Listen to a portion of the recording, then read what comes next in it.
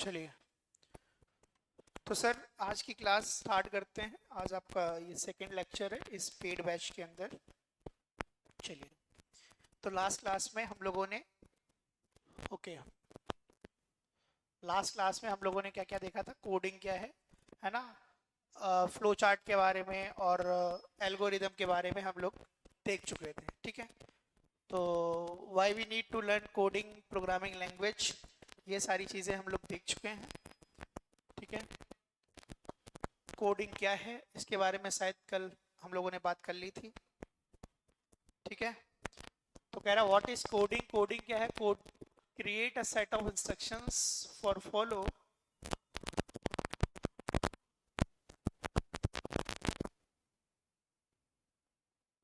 Hello, ठीक।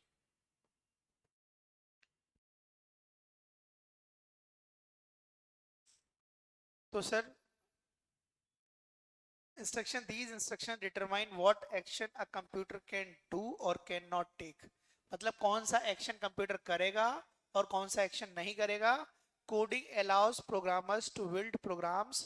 Coding जो है वो अलाउ करता है प्रोग्रामर को, किस लिए? कि भैया आप क्या कर सकते हो, आप कुछ ना कुछ इसमें कोड कर सकते हो। ठीक है, प्रोग्राम बना सकते हो, ऐप बना सकते हो। ये वाई वी नीड, ये हम लोग ऑलरेडी कल बात कर चुके थे कि हमें क्यों जरूरत है। क्योंकि हिंदी इंग्लिश लोकल लैंग्वेजेस हैं जो ह्यूमन बीइंग के साथ इंटरेक्शन करती हैं। But now we want to communicate with machine, we want to communicate with computers. That's why, इसलिए हमें क्या जरूरत पड़ी सर, कि मेरे को प्रोग्रामिंग लैंग्वेज सीखने की जरूरत पड़ी, क्योंकि मेरे को मशीन से कम्युनिकेशन करना था। तो steps to learn programming language, क्या क्या स्टेप्स थी? कल हम लोगों ने यही बोला था कि sir first we have to write the algorithm for a particular problem. पहले हम क्या करेंगे, किसी भी प्रॉब्लम, प्रॉब्लम मींस प्रोग्राम जो आपको बनाने के लिए दिया गया है, क्वेश्चन है जो आपका, उसकी पहले एल्गोरिदम अगर हम अच्छे से लिख लेते हैं, उस एल्गोरिदम के बिहाफ पे अगर हम उसका फ्लो चार्ट बना लेते हैं, और उस फ्लो चार्ट के बिहाफ पे हम उसका सूडो कोड लिख लेते हैं, और उसके बाद फिर उसका हम सोर्स कोड लिखते हैं, तो जितना अच्छा सर आप एल्गोरिदम लिखेंगे उतना ही अच्छा आप उसका फ्लो चार्ट बना पाएंगे। और जितना अच्छा आप फ्लो चार्ट बनाएंगे उसका, उतना ही अच्छा उसका सूडो कोड लिख पाएंगे। देन जितना अच्छा आपका सूडो कोड होगा सर, उतना अच्छा आप सोर्स कोड उसका डिजाइन कर पाएंगे, बना पाएंगे सर। ठीक है, चलिए, तो सर एल्गोरिदम क्या है सर? इस एल्गोरिदम एक स्टेप बाय स्टेप प्रोसीजर है। ठीक है, to solve a particular problem. तो यहाँ पर मैंने एक एग्जांपल लिया है, एक प्रॉब्लम है मेरे पास कि sir how we can ready our bag और how we can pack our school bag. कैसे हम अपने स्कूल का बैग पैक करते हैं, इस प्रॉब्लम को आप कैसे आइडेंटिफाई करेंगे, कैसे आप इसको सॉल्व करेंगे। तो सर कैसे स्कूल बैग पैक होता है, वो प्रोसीजर क्या है सर? मुझे पता है स्टेप 1 क्या है सर। कह रहा है ओपन द बैग। पहली बात यह है कि सर पहले बैग को क्या करेंगे, ओपन। दूसरा स्टेप कह रहा है टेक योर स्कूल डायरी। याद करो जब स्कूल में थे तो क्या होती थी कि स्कूल डायरी, जिसमें क्या लिखा होता था, टाइम टेबल। उस टाइम टेबल के अकॉर्डिंग आप क्या करेंगे, बुक और कॉपीज कलेक्ट करेंगे अलमीरा से। अलमीरा में रखी होंगी आपके पास। अलमीरा से बुक, नोटबुक्स और बुक्स आप निकालेंगे और उसको बैग में रख देंगे। Now close your bag, now the bag is ready. आपका बैग क्या हो जाएगा सर, तैयार हो जाएगा, पैक हो जाएगा। क्लियर है सर? तो वही लिखा हुआ है सी द टाइम टेबल। पहले डायरी निकाली, उसमें क्या देखा सर, टाइम टेबल देखा। इतनी बात मेरे हिसाब से बताओ किसको कहानी नहीं क्लियर है? इतनी बात तो क्लियर होगी, नहीं है? सर ये तो बहुत छोटी चीज हो गई ना सर। हाँ, कि भैया आपने क्या देखा, टाइम टेबल देखा। ठीक है, फिर कहाँ गए सर, बुक सेल्फ के पास। बुक सेल्फ जहां पर आपकी किताबें रखी हुई है, अलमीरा हम कह सकते हैं। टेक आउट बुक्स, निकाली आपने बुक्स एंड नोटबुक्स। ठीक है, कीप देम, उनको रख दिया किसमें, इन द बैग, बैग के अंदर। Now close the bag, now the problem has been solved. आपकी प्रॉब्लम क्या हो गई है सर, सॉल्व हो गई है। ठीक है, बोलिए सत्यनारायण भगवान की। है, एक हम लोगों ने अध्याय 1 प्रॉब्लम हम लोगों ने सॉर्ट कर ली, ठीक है। चलिए भैया, अब फ्लो चार्ट की कहानी आती है। तो कुछ याद करो कि सर कल कुछ इसी शेप्स के बारे में हम लोगों ने चर्चा करी थी कि नहीं। अच्छा, कुछ लोग शायद ऑनलाइन में ना दिखे, मैं एक बार शेप को फिर से रीड्रॉ कर लेता हूं, डोंट वरी। तो सर कुछ अगर याद करो, सर ये हमारा क्या था, स्टार्ट एंड स्टॉप बॉक्स। ये सर क्या था, इनपुट और आउटपुट बॉक्स। ये सर क्या था, डिसीजन बॉक्स। ये सर क्या था, प्रोसेसिंग बॉक्स। लिखा लिखा हुआ है किस लिए यूज होगा। ये क्या है, एंड बॉक्स। तो स्टार्ट और एंड दोनों एक ही है, समझ में आ गया। ये क्या करते हैं, कंडीशन चेक डिसीजन लेने के लिए होता है। ये क्या करता है सर, डिसीजन लेता है। क्लियर है सर, आगे बढ़े सर। एक फ्लो चार्ट मेरे को बनाना है, ये भी समस्या हम सॉल्व कर देते हैं सर। चलिए भैया, एक फ्लो चार्ट इधर बना है, इस तरह मैंने इसको पेन से बना करके इसमें पेस्ट कर दिया। थोड़ा सा आप अगर अपना दिमाग लगाएंगे तो कहानी क्लियर हो जाएगी। सर इसमें हो क्या रहा है। सर एक स्टार्ट किया, इनपुट दो चीजें ली, ए और बी। यहाँ क्या लगाया, डिसीजन। डिसीजन में क्या लिखा है, ए इज ग्रेटर देन, भैया क्या लिखा है, मैं लिख दे रहा हूँ। थोड़ा सा ब्लर अगर दिख रहा है तो डोंट वरी, वैसे ब्लर नहीं दिख रहा है जहां तक मैं देख पा रहा हूँ स्क्रीन में। हो सकता है आपके मोबाइल में, तो क्वालिटी वगैरह बढ़ा लीजिएगा, ठीक है। वो क्वालिटी वगैरह बढ़ाने की, यहाँ लिखा हुआ है A is greater or equal B. क्या लिखा हुआ है, यहाँ तक कोई दिक्कत। डिसीजन बॉक्स है, क्या ए, डिसीजन ले रहे हैं ना, चेक कर रहे हैं ना कंडीशन कि ए बड़ा है या बी। अगर ए बड़ा होता है तो यस, अगर ये कंडीशन क्या होती है, ट्रू। ट्रू के केस में कहां आएगा, यहां, यस। अगर ये फॉल्स होता है तो कहां जाएगा, नो। भाई या तो आउटपुट ए इज ग्रेटर, तो आउटपुट ए मतलब ए ग्रेटर है, नहीं तो भैया बी ग्रेटर है। क्या समस्या थी सर, है? यहां क्या है सर, नो, तो बी इज ग्रेटर, ठीक है। अच्छा, अब वो कह रहा है कि लेआउट में फ्रीडम है, आप जो कह दो सर नहीं। नो हमेशा क्या, आप इस डिसीजन बॉक्स के राइट साइड ही निकालेंगे। ये जो आपने फ्लो लाइन निकाली है, फ्लो लाइन कल पढ़े थे, फ्लो लाइन पढ़े थे ना, वही तो है ये। जो फ्लो लाइन आपने, क्या सर कभी भी कोई भी डिसीजन बॉक्स हम बनाएंगे तो क्या सर मेरे को हमेशा निगेटिव वाली जो सिचुएशन होगी या फॉल्स वाली जो सिचुएशन होगी, क्या हमें उसको ऑलवेज राइट साइड लेके जाना पड़ेगा। ऐसा कुछ भी फिक्स नहीं है। आप चाहो तो यस को इधर ले जाओ, यहां बना देते आउटपुट, कोई दिक्कत नहीं थी। जरूरी नहीं कि सर यस नीचे जाएगा नो इधर आएगा, कोई दिक्कत नहीं। सर नो को उधर कर दो, यस को इधर कर दो, तब भी कोई लड़ाई झगड़े की बात, बस बशर्ते दोनों आउटपुट होने चाहिए। मेरी प्रॉब्लम ये थी कि कंपेयर करना था। इसमें क्या करना था सर, इसमें कंपेयर करना था ए एंड बी को, कि ए एंड बी में से बड़ा कौन है, कंपेयर। समझ गए मेरी बात। तो एक फ्लो चार्ट क्लियर हो गया सर, ठीक है। इसकी आपको रिकॉर्डेड वीडियो मिल जाएगी आज शाम को, ठीक है। तो उससे नोट्स बना लिए ना, ठीक। बाकी समझ में तो आ रहा है, रिवीजन हो जाएगा, ठीक है ना। तो आपको डबल डबल एडवांटेजेस मिलेगा ऑफलाइन वाले बच्चों को, कि आप यहाँ पढ़ रहे हैं, यहाँ आप अपने क्वेश्चन पूछ रहे हैं। सेम चीज आप इसको स्पीड पे करके कल या आज देख सकते हैं शाम को, ठीक है। चलिए आगे बढ़ते हैं सर, क्योंकि ये कहानी हमें पूरी करनी है। तो ये देख रहे हो, फ्रीडम में मैंने जो नो इधर राइट साइड था, अब मैंने पेन से उसको किधर कर दिया, लेफ्ट हैंड साइड कर दिया। तो ये फ्रीडम है, layout you can change. Clear, चलो भैया। सर आती है सूडो कोड की बात, वाह क्या चीज आ गई सर, अब तो मजा आ गया। डूज मतलब क्या क्या करने चाहिए, और डोंट्स मतलब क्या क्या नहीं करना चाहिए।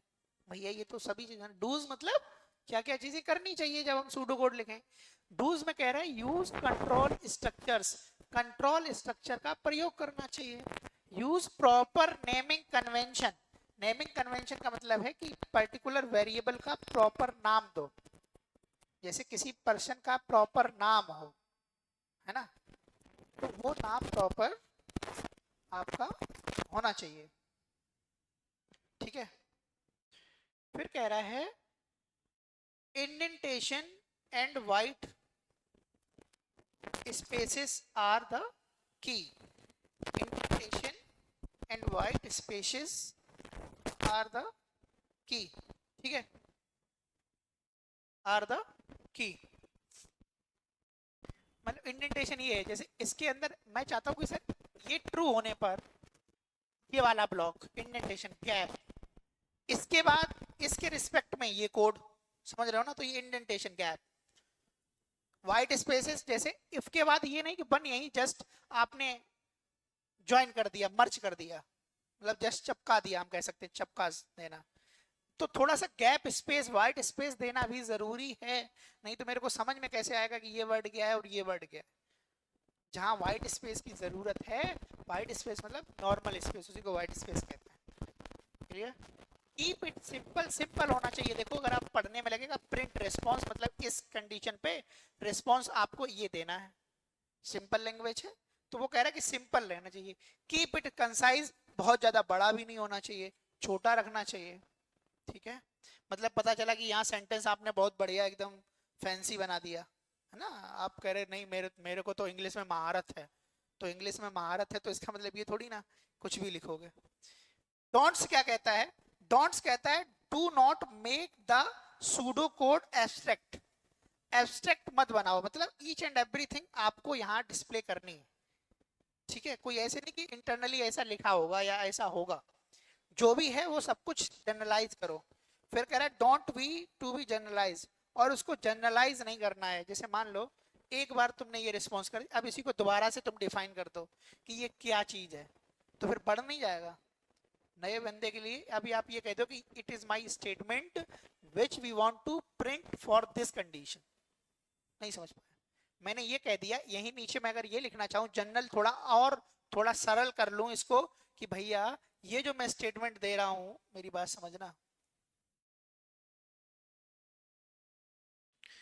मतलब ये है कि आप इस चीज को और ज्यादा यहां पर लिखाना चाहें कि भैया this is my statement which will be printed for this condition, ये आप लिखो, तो उससे क्या होगा, आपने और जनरलाइज कर दिया। तो जनरलाइज करने की जरूरत नहीं है, आपने व्हाइट स्पेसेस और इंडेंटेशन दे दिया, तो वो समझ में आएगा सामने वाले को, सामने वाला इस सूडो कोड से सोर्स कोड बना ले जाएगा, समझ गए। कोई लड़ाई झगड़े की बात नहीं है। तो सूडो कोड को क्या नहीं करते, एब्स्ट्रैक्ट, और क्या नहीं करते, don't be to be generalised, और जनरलाइज्ड भी नहीं किया जाता है। बोलिए सत्यनारायण की, ठीक है। सूडो कोड देखिए सर, सूडो कोड हो गया है, अब मेरा आ जाता है सोर्स कोड। सर इस पे बात कर लेते हैं, सोर्स कोड क्या होता है। जैसा कि आप देख पा रहे होंगे, बहुत आसान है सर, है ना। Source code is written by programmers, कल यही बात तो करी थी मैंने, कौन लिखता है, programmer. And is, and is foundation of any computer program, किसी भी कंप्यूटर प्रोग्राम का वो फाउंडेशन होता है। The process of writing, the process मतलब प्रक्रिया की, लिखने की, राइटिंग लिखने की प्रक्रिया, सोर्स कोड, सोर्स कोड को लिखने की प्रक्रिया is commonly referred to as coding और प्रोग्रामिंग। सोर्स कोड को जो लिखने का प्रोसेस होता है, उसी को हम दो टर्म से जानते हैं, उसी को दो टर्मिनोलॉजी दी गई हैं। कुछ लोग उसको कोडिंग कहते हैं, कुछ लोग उसको प्रोग्रामिंग कहते हैं। बात समझ में आ गई।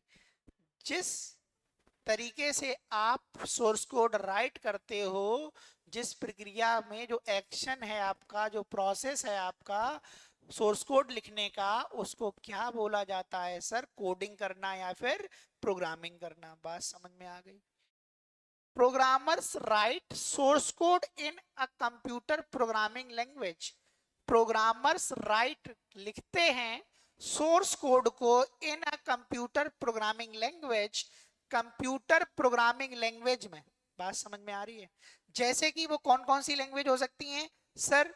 वो आपका सी प्लस प्लस हो सकता है सर, पाइथन हो सकता है सर, सी प्रोग्रामिंग हो सकती है, जावा हो सकता है, रूबी हो सकती है, पर्ल हो सकती है, an number of programming languages are there. ठीक है, उनमें से किसी एक लैंग्वेज के ही पे ही तो कोड लिखेगा एक बार में। सो इसलिए it appears in a human readable text format. जब हमारा प्रोग्रामर ह्यूमन होता है तो इसलिए उसके द्वारा लिखा गया कोड क्या होता है? Appears in a human readable format. वो आपका ह्यूमन रीडेबल फॉर्मेट में होता है। बात समझ में आ गई? सर मैंने एग्जांपल लिया, चूंकि हम लोग पाइथन पे काम कर रहे हैं तो मैंने एग्जांपल लिया है प्रिंट। एक स्टेटमेंट है, एक फंक्शन है, किसके अंदर? पाइथन के अंदर, जिसका प्रयोग सर कुछ चीजें थोड़ी सी जान लेते हैं, फिर हम लोग कल फिर से इसके आगे बढ़ेंगे और कल से हम लोग हैंड्स ऑन करना स्टार्ट कर देंगे। सर इस प्रिंट फंक्शन से क्या करते हैं? ये मैसेज प्रिंटिंग का काम करता है, मैसेज प्रिंटिंग का काम करता है, और किसी भी वेरिएबल का आउटपुट डिस्प्ले करने का काम भी करता है, आउटपुट डिस्प्ले करने का काम भी करता है। जब मैसेज प्रिंट करेंगे तो इस पैरेंथेसिस, इस ब्रैकेट को पैरेंथेसिस बोलते हैं, आज से याद रखना। इसको क्या कहते हैं? पैरेंथेसिस। पैरेंथेसिस, ये जो ब्रैकेट है इसको पैरेंथेसिस। पैरेंथेसिस के अंदर अब जो इन्वर्टेड कॉमा अभी तक जो हम इंग्लिश लैंग्वेज में बोलते आए हैं उसको यहाँ डबल कोट्स, सिंगल कोट्स। अगर कहीं ऐसा लिखा हुआ है ऐसा, तो वो होता है सिंगल कोट्स, सिंगल कोट्स। ठीक है ना? नहीं तो वो क्या हो जाता है? हाँ, नहीं तो वो क्या हो जाएगा? डबल। अगर मैं इसी चीज को, जैसे यहाँ है ये डबल कोट्स, ये कैसा है? Double quotes. बात समझ में आ गई? अब जो भी आपने डबल कोट्स में लिखा है वो एज इट इज हमको आउटपुट मिलेगा। ये भाई साहब नहीं मिलेंगे। इसके अंदर जो आपने लिखा है, जो आपने डबल कोट्स में लिखा है, वो आपको एज इट इज आउटपुट में मिलेगा। लेकिन लेकिन सर जो डबल कोट्स लगाया था वो सिंगल कोट में आएगा आंसर। पाइथन के अंदर ये चीज है, कल हम लोग इसको रन करके देखेंगे लैपटॉप से। समझ गए सर? तो अभी थोड़ी देर के लिए थोड़ा विश्वास कर लो। ठीक। हाँ, दूसरा प्रिंट में मैंने ये मैसेज दिया है जो कि अपना यूट्यूब चैनल है। ठीक है, तो यहाँ पर भी आप जाकर के बहुत सारी क्लासेस फ्री ऑफ कॉस्ट देख सकते हैं। ठीक है, जरूरी नहीं कि सर आपको बैच परचेज करना है या ऑफलाइन ही पढ़ना है। अगर आप कैपेबल हैं, आप चाहते हैं कि सर मैं अपने एक्स्ट्रा एफर्ट खुद कर लूंगा, तो आप चैनल से, वहां पर भी बहुत ही अच्छी तरीके से मैंने मेहनत करी है, बहुत अच्छा कंटेंट देने का प्रयास किया है। ठीक है, बट वही है ना, बच्चे की टेंडेंसी होती है फ्री मतलब फ्री। वो फिर वो इतना एफर्ट बच्चा नहीं लगाता, वो इतना फीडबैक नहीं देता, वो फिर मेरे लिए थोड़ा सा हो जाता है। ठीक है, बाकी आप यहाँ चैनल से देख सकते हैं, बहुत सारी चीजें आपको यहाँ से फ्री ऑफ कॉस्ट मिल जाएंगी। बाकी अर्पित रीजनिंग ऐप पर जाकर के आप क्लासेस देख सकते हैं, वहां पर फ्री क्लासेस आपकी पड़ी हुई हैं। क्लियर? चलो, अब सर बात करते हैं कि sir fundamentals of PL. PL का मतलब क्या होता है? Programming language. इतना तो सर समझ में आ गयो है। तो पहला कह रहा है कि steps to learn English language. Sir याद करो, जब हम लोग क्लास सेकंड थर्ड में थे और हमारी टीचर ने हमको बोला कि भैया तुमको मैं इंग्लिश लैंग्वेज सिखा करके ही रहूंगा, जैसे आज मैं आपसे कह रहा हूं कि मैं आपको प्रोग्रामिंग लैंग्वेज सिखा करके ही रहूंगा। सो इसलिए सर यहाँ क्या है? अल्फाबेट्स। अल्फाबेट्स टीचर ने सबसे पहले क्या किया होगा आपके साथ? आपको पहले उन्होंने क्या सिखाया होगा? आपको सिखाया होगा alphabet, English alphabet, A to Z। A to Z सिखाया था कि नहीं? है? आपने A to Z पहले सीखा। उस A to Z ABCD सीख करके आपने क्या किया? फिर उन्होंने वर्ड्स बनाना सीखा। उन्होंने 2 शब्दों का लेटर है ना, BAT बैट AB है ना, वो सब वर्ड्स मतलब इनको आपने कंबाइन कर दिया, वर्ड्स को कंबाइन कर दिया टीचर ने और आपको वर्ड्स बनाना सिखा दिया। फिर आपके वर्ड्स को कंबाइन कर दिया तो क्या बन गया सर, सेंटेंस बन गया। जैसे Ram is a good boy, तो राम इज, राम अलग वर्ड है, इज अलग वर्ड है, गुड अलग वर्ड है, बॉय अलग वर्ड है, सबको एक साथ कंबाइंड कर दिया, क्या बन गया सर, सेंटेंस बन गया सर। सर बहुत सारे सेंटेंसेस को आपने एक साथ रख दिया कहीं पर तो वो क्या बन जाता है सर, वो हमारा पैराग्राफ बन जाता है। और बहुत सारे पैराग्राफ को आप एक पेज पर एक, है ना, एक किसी फॉर्मेट में आप उसको पेस्ट कर दो, आप उसको उतार दो, तो वो सर क्या हो जाती है, स्टोरी हो जाती है। मतलब किसी के बारे में आपने वो स्टोरी लिख दी, स्टेप 1 में उसका जन्म बता दिया, फिर उसकी प्रोग्रेस बता दी, फिर उसका अचीवमेंट बता दिया। इस तरीके से आपने किसी व्यक्ति के ऊपर जीवन परिचय टाइप का लिख दिया, समझ गए। तो वो क्या हो जाती है भाई, इंग्लिश लैंग्वेज किस लिए सिखाई गई थी, कि हम इंग्लिश में बात कर सकें, इंग्लिश में स्टोरी लिख सकें। पर्पस यही था ना इंग्लिश लैंग्वेज सीखने का, कि मेरे को सर इंग्लिश में स्टोरी कैसे फॉर्म करते हैं। याद करो सर, यूपी बोर्ड के अगर आप स्टूडेंट हैं सर, पहले हमारे टाइम पर क्या होता था, यूपी बोर्ड के पेपर में 10th में एक स्टोरी आती थी जिसको मेरे को ट्रांसलेट करना पड़ता था इंग्लिश में। अभी भी आती है, लास्ट में आती है यूपी बोर्ड में, है ना। तो वो चीज क्या है, वो इंग्लिश लैंग्वेज इसीलिए सिखाई जाती थी।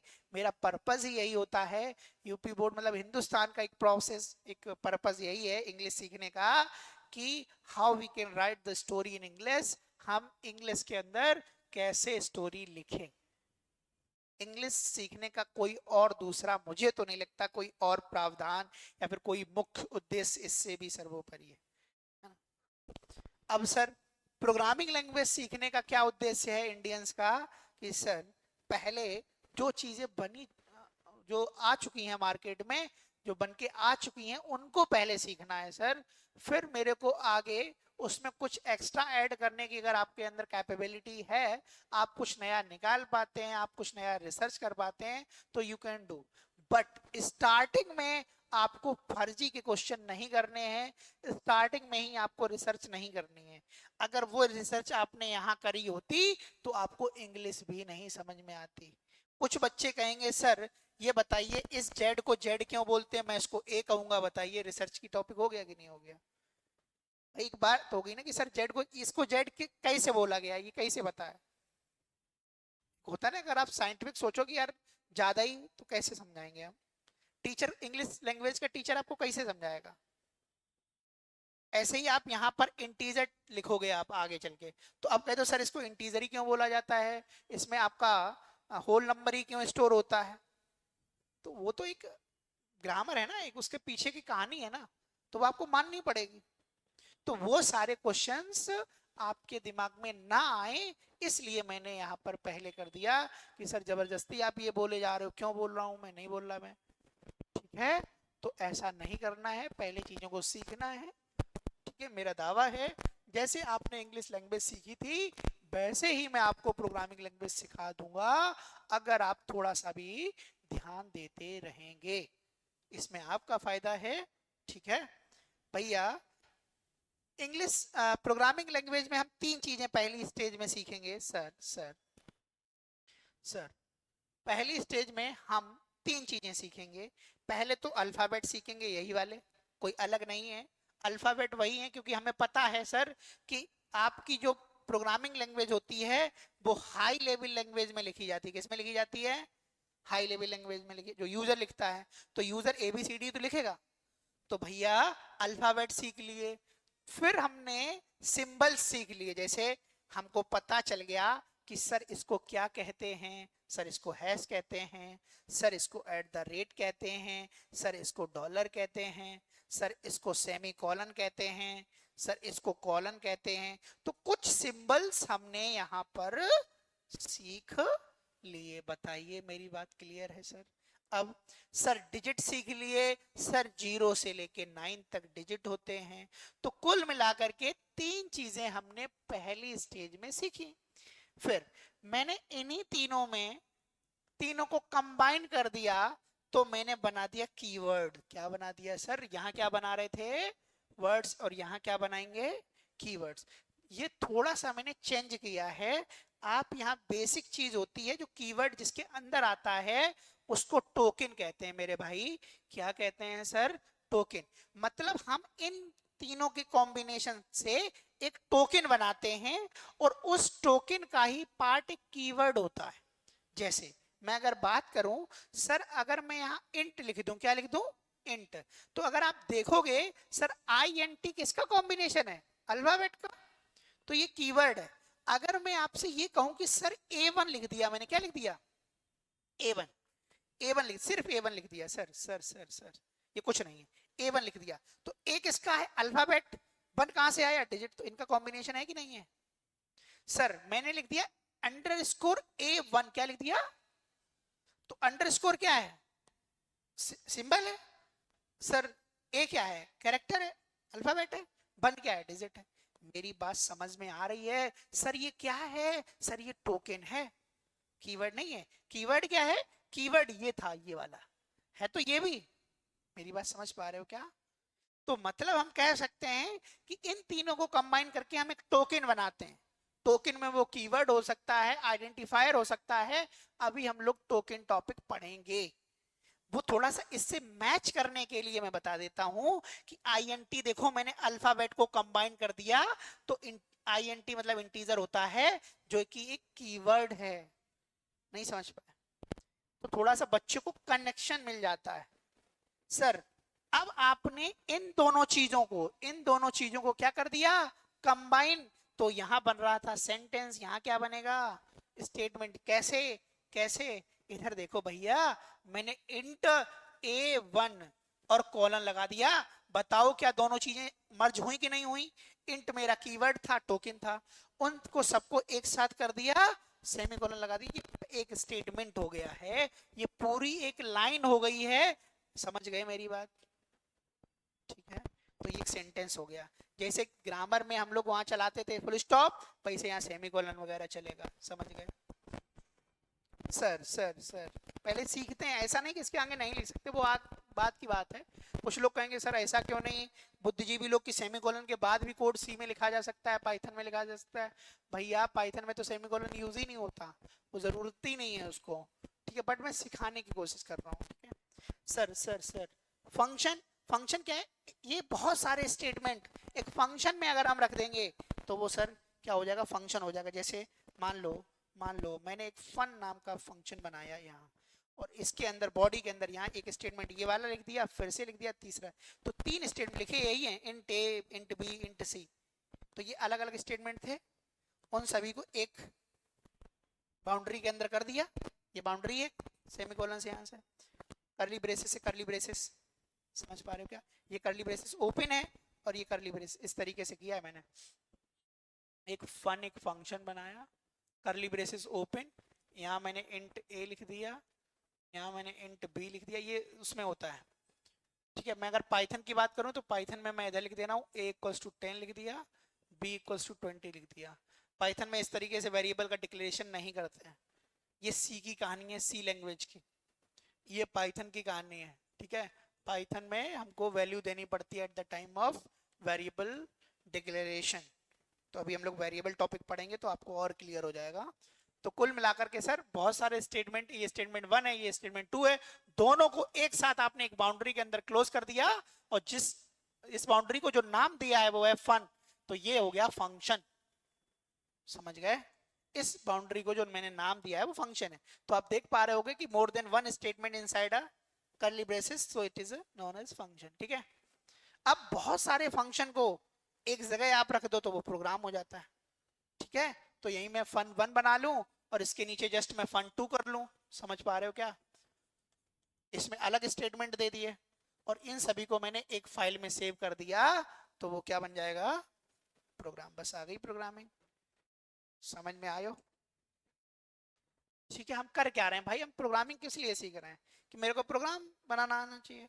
तो मेरे को ये स्टेज से मेरे को गुजरना है, और धीरे धीरे हम लोग, आशा है कि इस पर हम लोग काम करेंगे तो हम कोई दिक्कत समझ में आया? आगे बढ़ते हैं सर। को रिक्वायरमेंट, पहला क्वेश्चन अगर आप किसी भी बंदे से पूछो तो वो बताएगा तुरंत फर्जी की चीजें। अगर सी प्रोग्रामिंग में बीसीए के पहले सेमेस्टर के बच्चे से अगर आप पूछेंगे कि को रिक्वायरमेंट ऑफ प्रोग्रामिंग लैंग्वेज और कोडिंग, तो बताएगा वो क्या, टर्बो सी, ऐसे आंसर देगा वो। लेकिन ये नहीं होगा। टेक्स्ट एडिटर और कंपाइलर या इंटरप्रेटर, दो चीजें मेरे पास हों तो हम कंप्यूटर पे प्रोग्रामिंग कर ले जाएंगे। हमारे कंप्यूटर में दो चीजें हो, बाकी कुछ ना हो, कोई दिक्कत नहीं। हमें जिस लैंग्वेज पे कोडिंग करनी है, जिस लैंग्वेज की कोडिंग करनी है, हमें उसका कंपाइलर दे दो और एक टेक्स्ट एडिटर नोटपैड टाइप का दे दो, मैं बस उसका काम करा ले जाऊंगा। समझ गए? जैसे पाइथन के पास कंपाइलर एक्सटर्नल होता नहीं है, तो उसके पास इंटरप्रेटर होता है, तो उसका इंटरप्रेटर दे दो, इसलिए मैंने ऑब्लिक लगा दिया। Okay, now introduction about Python. So Python is a popular programming language. It was created by Guido van Rossum and it is released in 1991. कब रिलीज करी गई थी सर? 1991 में। ठीक है, गाइडो वैन रोशम इसके फाउंडर थे। Sir it is use for किस लिए प्रयोग में लाई जाती है? वेब डेवलपमेंट में, सर्वर साइड के वेब डेवलपमेंट, सॉफ्टवेयर डेवलपमेंट में, मैथमेटिक्स में, ठीक है, सिस्टम स्क्रिप्टिंग में, है ना। ये एरियाज हैं जहां पर हमारी पाइथन यूज हो रही है। डेटा साइंस में, मशीन लर्निंग में, समझ रहे हो? तो आपकी पाइथन बहुत काम में लाई जा रही है। सर क्या कह रहा है sir? How and where we can write the code, when, how and where we can write the code, we can, या we नहीं लगा है, आप समझ लीजिएगा, we मतलब हम, ठीक है। how and where, कैसे और कहाँ कोड को राइट करें। पाइथन तो मेरे को समझ में आ गई, गाइडो वैन रोशम ने बनाया 1991 में, कहाँ कहाँ यूज हुआ, लेकिन भैया लिखेंगे कहाँ, वो जगह तो बताओ। तो कह रहा first install the Python setup, पहले आप क्या करेंगे, पाइथन का सेटअप इंस्टॉल करेंगे, सॉफ्टवेयर जो होता है। तो Python has two basic modes. जो पाइथन है, जब आप उसका सॉफ्टवेयर इंस्टॉल करोगे तो उसके अंदर दो मोड होते हैं प्रोग्रामिंग करने के लिए। वो दो मोड देता है, एक होता है स्क्रिप्ट मोड, दूसरा होता है इंटरेक्टिव मोड। समझ गए कितने मोड होते हैं? स्क्रिप्ट मोड और इंटरेक्टिव मोड। भैया the normal mode is the mode, the normal mode, जो normal mode होता है, ठीक है, इसमें गलत कर दिया, यहाँ पर स्क्रिप्ट मोड होना चाहिए था।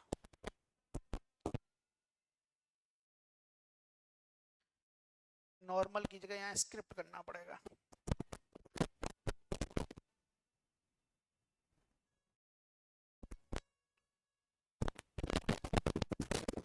यहाँ पर स्क्रिप्ट होगा, समझ गए? Script mode is the mode where the scripted and finished .py file are run in the Python interpreter। मतलब हमें इसमें क्या करना पड़ेगा, पहले फाइल को सेव करना पड़ेगा .py से, तब जाकर के वो रन होगी। जो हम लिखेंगे स्क्रिप्ट वो पहले सेव करना पड़ेगा .py से। इंटरेक्टिव मोड क्या होता है? Is a command line shell, ये सेल पे काम करता है, सेल की तरह आता है, इस तरीके से आएगा, इस तरीके से। यहां पर स्टेटमेंट लिखोगे, जैसे ही एंटर की प्रेस करोगे आउटपुट आपको मिल जाएगा, ठीक है। तो वही लिखा हुआ है which gives immediate feedback for each statement. जैसे ही तुमने पहला स्टेटमेंट लिखा, जैसे ही आपने स्टेटमेंट 1 लिखा और एंटर की प्रेस करा, ऑटोमेटिक आउटपुट मिल जाएगा, इमीडिएट फीडबैक। इसमें ऐसा नहीं है, पहले कोड लिखोगे, ये इस तरीके का नोटपैड टाइप का आएगा, यहाँ आप कोड लिखोगे, उसको सेव करोगे .py से, जैसे a1.py, उसके जाकर के फिर रन पे मेनू मिलेगा ऊपर रन, उस पर जाकर के मॉड्यूल को रन क्लिक करोगे, तब आउटपुट आएगा। अच्छा, आउटपुट इसी पर आएगा, इंटरेक्टिव मोड पर ही, मतलब स्क्रिप्ट मोड से आपका कंट्रोल चला जाएगा किस पर, इंटरेक्टिव मोड पर। ये कल कहानी हम लोग प्रैक्टिकली देख रहे होंगे। while running previously fed statement in active memory, तो प्रीवियसली जो होंगे वो पहले से फीड होंगे मेमोरी में, समझ गए। दो मोड हैं, कल हम लोग वेरिएबल की बात करेंगे। वेरिएबल क्या है, कैसे, मैंने अभी बताया आपको, एक्स मतलब जहां कहीं भी वेरिएबल डिक्लेयर करोगे तो वहां वैल्यू देनी पड़ेगी, पाइथन में ये, ठीक है। तो कल आज के लिए इतना ही, कल हम लोग फिर मिलेंगे, ठीक है, और इसकी कहानी को आगे बढ़ा रहे होंगे। Thank you class. बाकी अगर आप लोगों को बैचेस के बारे में जानकारी चाहिए तो आप, पाइथन का एक बैच और है अपने पास, उस बैच में आप आ सकते हैं। वो भी आज से ही स्टार्ट हो रहा है, बिल्कुल नए तरीके से। उसकी टाइमिंग है 5 से 6 PM। ये पाइथन का बिल्कुल बेसिक बैच है, ठीक है। और 6 से 7 में शाम को आपका ओ लेवल का बैच है, ओ लेवल का बैच है, इसको आप ज्वाइन कर सकते हैं, ठीक है। और एक सी प्रोग्रामिंग का एक बैच लेके आने वाला हूँ, सी प्रोग्रामिंग का बैच मैं लेके आने वाला हूँ 6:30 to 7:30। ये बैच मैं लेके आने वाला हूँ, ठीक है। ये मॉर्निंग में बैच रहेगा, मॉर्निंग में रहेगा। और इसको थोड़ा सा और कम कर लेंगे, 6:45 से 7:30 तक लेके जाएंगे, ठीक है। देख लेंगे फिर क्या है, ठीक है। अभी तो एडमिशन ओपन हुए हैं सी प्रोग्रामिंग को लेकर के। बेसिकली इसमें बीसी और बीटेक के बच्चे इसमें एनरोल हो रहे हैं, ठीक है। फीस की बात करूं तो सी प्रोग्रामिंग की है, ऑफर फीस अभी चल रही है 1 टाइम पेमेंट पर 2,000 रुपए। फुल कोर्स आपको कराया जाएगा, जो भी आपकी यूनिवर्सिटी में चल रहा है वो, और एक्स्ट्रा जो भी मॉड्यूल मैं कराऊंगा वो अलग चीज है। बिल्कुल ट्रेनिंग ओरिएंटेड, मतलब सी पढ़ना एक बार, बार बार नहीं, बस रिवीजन आपको जरूरी है, सारी कहानी आपको करा दी जाएगी। बाकी आप नंबर पर संपर्क कर सकते हैं किसी भी।